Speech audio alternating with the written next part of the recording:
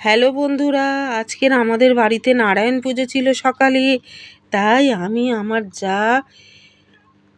আমার জায়ের বৌমা সবাই মিলে একসাথে পুজো জোগাড় করছিলাম। আর আমাদের প্রত্যেক মাসে একবার করে নারায়ণের সিন্নি দেওয়া হয়। তাই ঠাকুরমশাই এখনও এসে পৌঁছায়নি। আমরা এক এক করে গোপালকে স্নান করিয়েছি, তারপর রাধাকৃষ্ণকে স্নান করিয়েছি, তারপর করিয়ে ফুলমালা দিয়েছি সব ঠাকুরকে। দেওয়ার পর এক এক করে সিন্নির জন্য জোগাড় করা হচ্ছে, তারপরে ধুনো দেওয়ার জন্য ধুনোর ব্যবস্থা করা হচ্ছে। এইভাবে আলপনাও দেয়া হলো।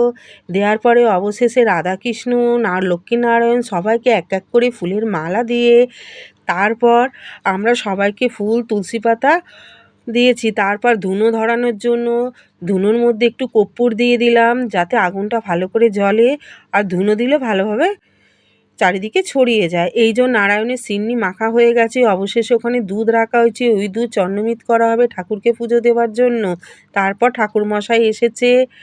আসার পরে ঠাকুরমশাই জিনিসগুলো জোগাড় করে নিচ্ছে, কারণ ঘটে সাদা সুতো দিয়ে বাঁধতে হয়, তার মধ্যে আম পল্লব দেওয়া হয়। দিয়ে সব কিছু দেওয়ার পরে অবশেষে ধুনো জ্বালানো হলো। ধুনো